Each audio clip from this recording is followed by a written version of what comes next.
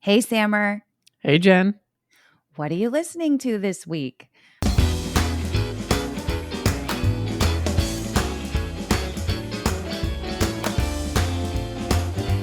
Welcome to Season 5 of What Are You Listening To? The weekly podcast created to foster community through music by sharing the stories behind the songs that soundtrack our lives. Some of the songs are old, some new, all good. I'm Jenn Tully, and this week I'm joined once again by Sammer Abousalbi. Sammer's the co-founder of the Super Awesome Mix podcasting network, co-host of the Super Awesome Mix podcast, and creator and host of the Super Awesome You podcast. And Sammer just ran the New York City Marathon, and this week he's going to share 4 songs from the playlist that got him through the race. Which songs do you think we're going to discuss? Tune into our conversation to find out. And in case any of our song picks are new to you, we'll publish a playlist with the episode so you don't miss a beat. Sammer, I'm so excited to have you back on the show. It's been too long, and I can't wait to learn more about your experience running the New York City Marathon. So let's get started. Sammer, what are you listening to this week? Awesome. Thank you so much, Jen. It's a pleasure to be here as always. So this is like a sample. These 4 songs are a sample of music because they were like obviously a lot of the playlist was a lot larger than this, but Right. I kind of wanted to sample like music that I was listening to on the way to the start village. I actually ran 19 miles without any music, and then that's when I was like, oh, I need something to get me over this wall. And so then there's sampling of music that I just started to listen to that I could lose myself in and got me across the finish. So the first on the track is one of the ones I was listening to prior to the start of running the actual thing, and it's called Work by Apashe and Willioms.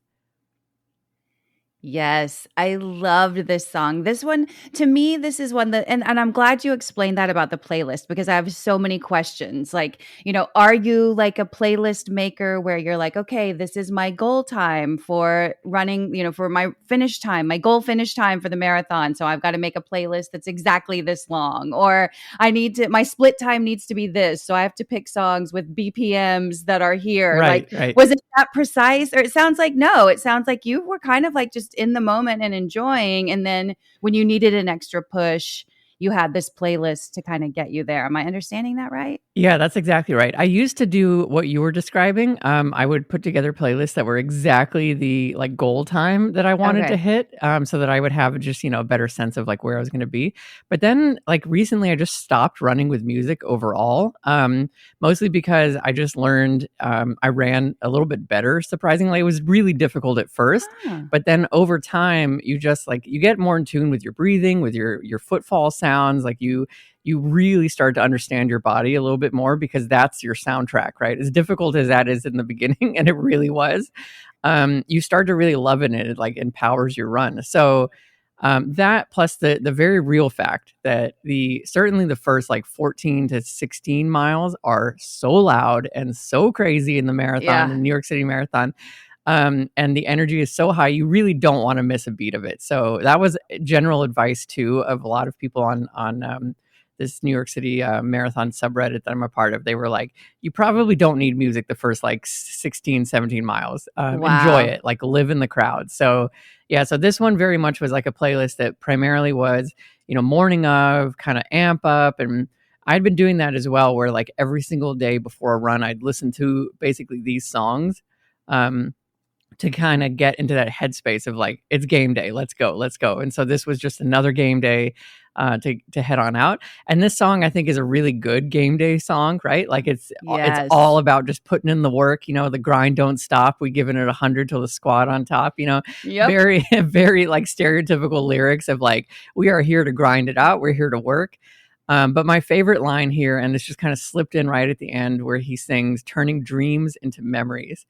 And I really love that. And I think that is, I mean, honestly, I love that line just in general, because I think that that's one of the magic things about running a marathon or hitting a goal of yours or pursuing any dream, regardless of what it is that moment where it turns into a memory. And I have chills saying that because I'm still in that like post-marathon high of like, this was something I wanted to do for years. And so for it to be behind me now is such a blessing, and it's so amazing. And I'm going to live in this joy as long as I can. And it's so fine. We always do this, Sam, I feel like, but that's the exact lyric I wrote down. I Nice. even wrote before it, we rising to victory, turning dreams into memories. And I'm like, that says everything. I also love kicking in the doors and we open gates. And I also like it says too, when it's no pain, it's no glory. Yeah. So, but the first one in my list, of course, was turning dreams into memories. And for those that don't know, you have to qualify. So you don't just sign up to run the New York Marathon. You have to qualify for the New York Marathon. Obviously, there's quite a lot of training that goes into running a marathon. And so this is when someone sets this as a goal, it's not just like, oh yeah, one Sunday I'm going to check this off and go run. I mean, like Right. There are layers and steps, and it's a process to even be able to participate in achieving a goal like this. Certainly, yeah. And I learned, at the beginning of a lot of races that I ran to get into the New York City Marathon, the race directors would always welcome people and congratulate them on reaching the start line. And I never appreciated that until the full marathon, because you do train so much and there's so many things that can kind of, take you out, sickness or injury or life and who knows what, right? So even just getting to the start, because I did have an injury during my training schedule, was a gift in itself, and it was something I didn't even know that I could do. So yeah, I think that it was a very special day, even if I had to DNF, which means did not finish. I was going to be proud of myself for just even getting there and doing what I could. So it was really cool. But you did finish. We'll get there as we get through the playlist. But Yes. Spoiler alert now, you did finish. I did. Let's talk about your second track then. Was this like a pre-play also, or was this one of like, I'm hitting a wall? Tell me about your second pick. Yeah, this one is still kind of pre-play. Okay. And it's called Run On by Moby. I've been listening to that album again recently a lot and discovering just how many songs on it I actually really love. This has been one of those ones where it's like I only ever heard Porcelain and then started to kind of listen to a couple more. I'm like, wow, this is like just an excellent album. And so, yeah, this one is a cover. You're probably more familiar, listeners out there, with like the Johnny Cash version. I feel like that was the version that really stuck with me growing up. So, it's pretty much exact same lyrics. Like, you might run on for a long time, running, ducking, dodging. But let me tell you, God Almighty going to cut you down. And I think, it's kind of a funny song to be listening to prior to running a race. But for me, A, I love how it sounds. B, I think it's just that reminder. There was a sign during the race that popped up here and there, and it was like, one of these days you won't be able to do this. Today is not that day. And I think that that's a really powerful reminder, right? Like you might not be able to do this for a million reasons one day, but you're out there today. And so enjoy it, be in the present. And I think that that's really why I like this song, is it's just that reminder that like, yep, in the end, like death comes for us all, which sounds really morbid, but it's true. And I think that's the magic of being alive, is like, so be alive when you can. And so that's why I really enjoyed this and put this on my pre-race list. Yeah, for sure. And this, at first this song seemed a little out of place for me for a running playlist. Like when I got it and I was familiar with the song and I'm like, this is an interesting choice. But then, the beat almost starts to sound like a metronome. Right. And I pictured like, like this seems like this rhythm could definitely sustain you, for a little bit, because it does. It's just so, it's such a driving beat that's so consistent. And so then it started to make a little bit more sense to me. And then I love that it sounds kind of like an old spiritual, or like a hymn, exactly. Which comes back again, which I'm interested with your fourth pick. So, I like that. And I like, I like the piano in the song. It's almost like chopsticks like, but it does for sure establish like a pace and a rhythm. And I thought like, oh yeah, like now I think I get why this song might be valuable on a running playlist. Yeah, no, that's exactly right. Yeah, I love the rhythm and the beat of it. And even just in the title, like Run On, right? And I think that was in my mind, certainly whenever I hit my wall of, there was another mantra. There were so many mantras spinning in my head just to get me across the finish. But one of them was like, forward is a pace. Yeah. And so, I today was not the day that I was going to be cut down. So as long as I could put one foot in front of the other, like that's all that mattered.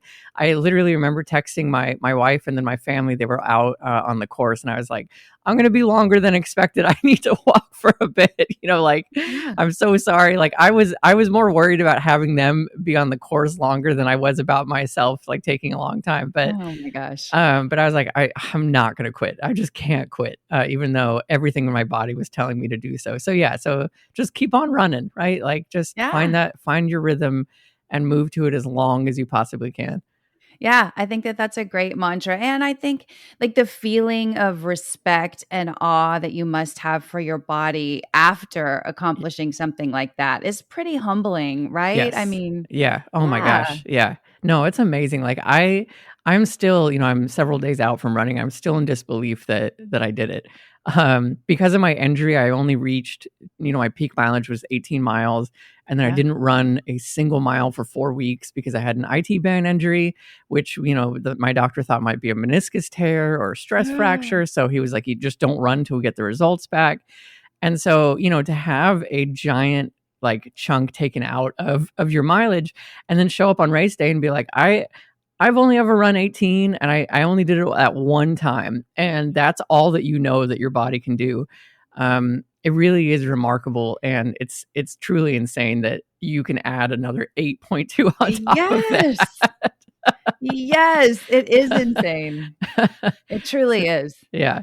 So I am definitely in awe of myself and and my body and my muscles responding to all the messages I was trying to send to them of like, please just keep moving. Yeah, just one foot in front of the other, you're right. Well, and you mentioned it when we talked about Run On, just quick before we get to the third track is, and I'm wondering too, this was something that came up as I was going through the track list. How important was like the message in the lyrics versus the rhythm of the song? Or were you even able to like discern that when you're in the middle of it? Like I'm thinking about pre-race, I would imagine I would imagine it's both. I don't know. Let me answer. I'll stop speculating and let you actually answer the question, Sam.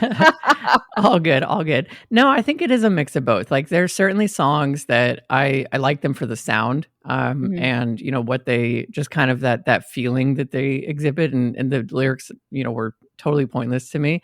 And then there were others where the lyrics were super important to me, and that's actually what I was like trying to really focus on. So certainly a mix, of the two, just kind of depending on what I needed in that moment. Did I need like a Okay. cinematic, finish, or did I need motivational words, kind of running through my mind of telling me that I can do this? So just kind of depended. All right. Well, then tell me about where this third song landed. I think I have an idea, but this one actually kind of checks both boxes. So tell me about your third pick. Yeah, this one is Cloudy Day by Tones and I. And it's a song that I have on many of my like happy motivational lyrics, like kind of pick me up playlists here and there and mixes. And this one definitely, I would say it's more in the lyrics bucket than the sound one, but Okay. this is one of the ones where I needed to hear it when I was, those final 8 miles basically. And even just the opening lines, I almost cried during this thing, Jen, like 1,000 times. Like, let me tell you, emotions were so high during this, and so I hit play on this song, and I'm struggling, and I'm just barely like shuffling my feet, and I hear her sing, "Am I living? Oh, what a funny thing to say, but there's a life, and then there's living. Am I living for today?" And Yep. again, I get chills just thinking about that, and I'm like, yes, I am living. Like this is a dream that I had. This is something I wanted to pursue for so long, and I'm here.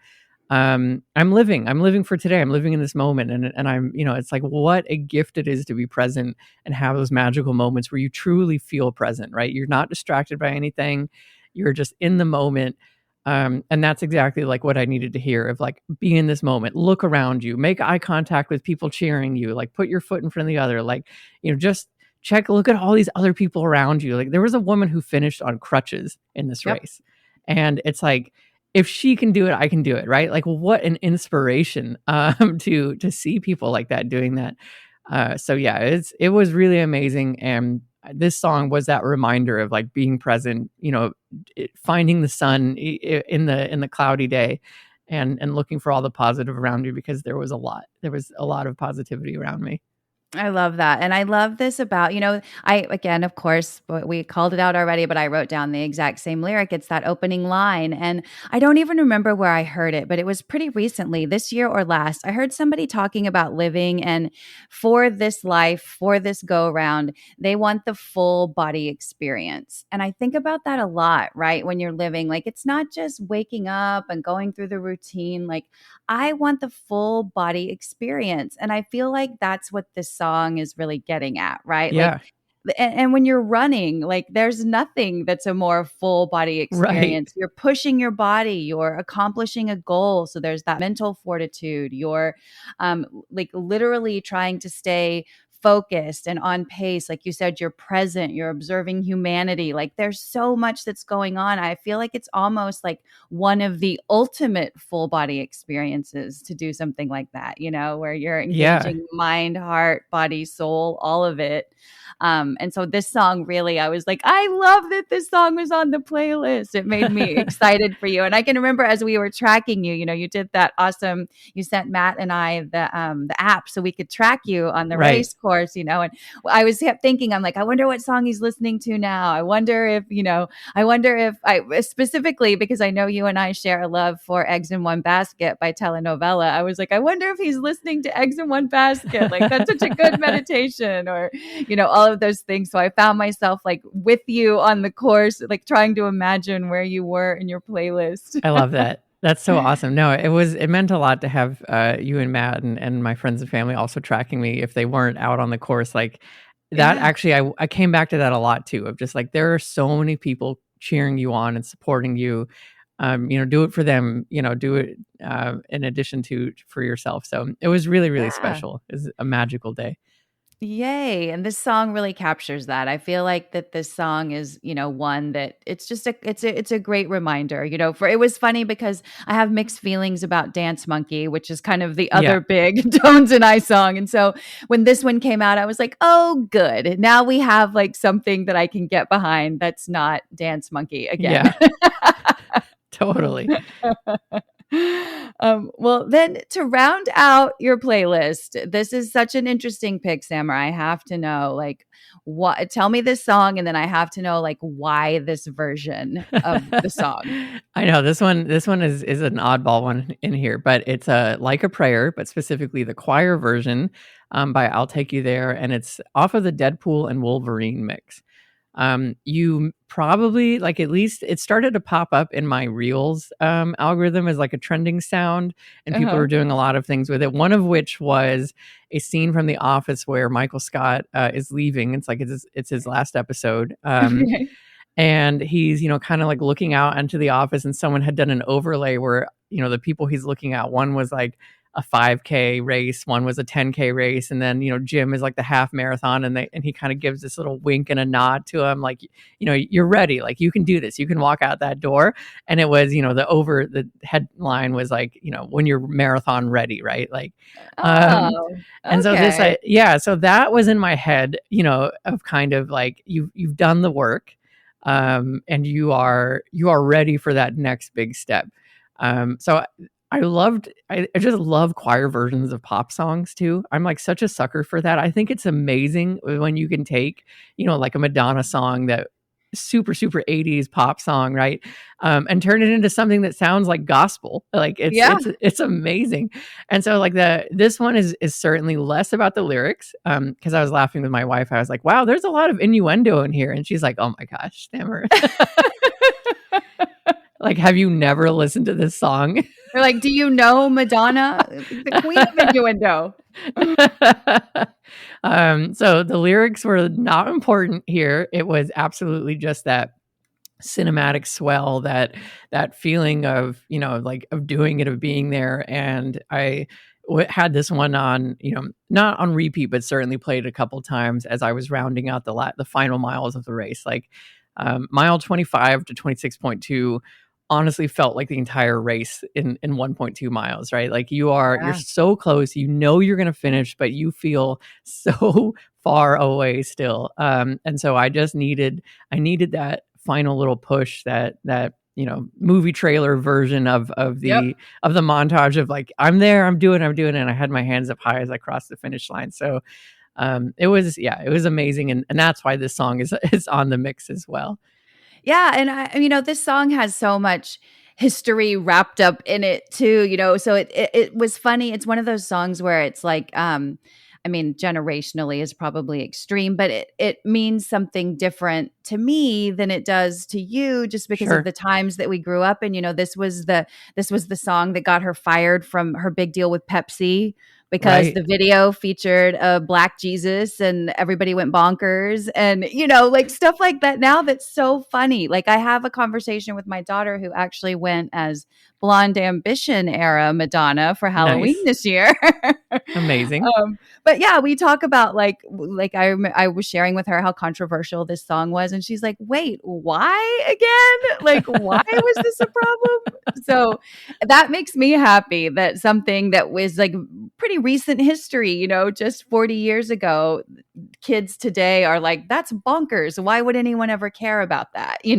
Right. And so I loved that this song that was like steeped in so much like controversy and originally was banned because of this like biblical depiction that it made that was not widely accepted. And then now they have this choir version that's being featured in, Deadpool and Wolverine and like all of these other things. I'm like, this is amazing. Like, this song has really had an interesting life.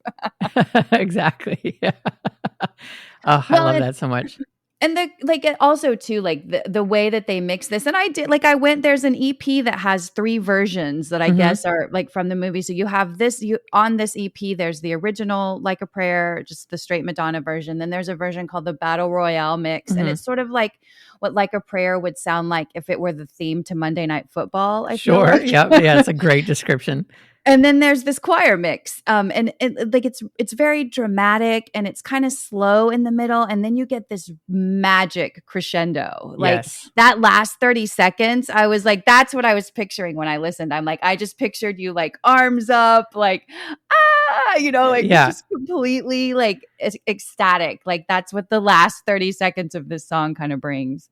Exactly. No, you're exactly right. Like, that was the part that gives me chills again, just to hear it, because I did a lot of like visualization work too prior to the run, of just imagining myself crossing the finish line and really just trying to make that as real as possible in my mind. And I would do that listening to music like this that had like a big, swelling crescendo and all that kind of stuff. And I could make myself cry just by imagining it. And so to finally actually be there, I mean, it's so surreal to be at that finish and to cross it. It was amazing. I mean, it was exactly what I imagined it to be. I found myself simultaneously really exhausted and ready to like get out of my shoes, but then also like choking up and wanting to just like bawl my eyes out, but then being like, I have no energy to cry. I've got nothing left. I just can't believe it. And it was no water in your body for tears. I mean, insane. Yeah. They give you like a recovery bag right after every race, and usually it involves pretzels because like you need salt and carbs immediately. And so it was like one of those things where, I put the pretzels in my mouth and nothing. I couldn't swallow because like there's nothing left. I had to take it literally with swigs of water because I was so dehydrated at that point. Yeah, you are. I mean, that's a long run. 26 miles is no small feat, for sure. It's a long run. Was there a song on when you crossed the finish line? There wasn't. No, I really wanted to kind of just hear the crowd and kind of take it all in as much. So the last, like, I think literally the last 0.3 miles, which is just that final stretch in the park, I removed my headphones and just let myself run it and kind of experience everyone cheering. And I had my name on my shirt. And so, that was also like, if you've never run a marathon, I highly recommend putting your name on your shirt that's visible, because, being cheered on for 26 miles by thousands of strangers yelling your name and being like, yeah, Sam, you got this. Let's go, Sam. And high five. There were parts of the race where the road is so narrow that you've got like, crowds on either side of you within like 3 or 4 feet. Right.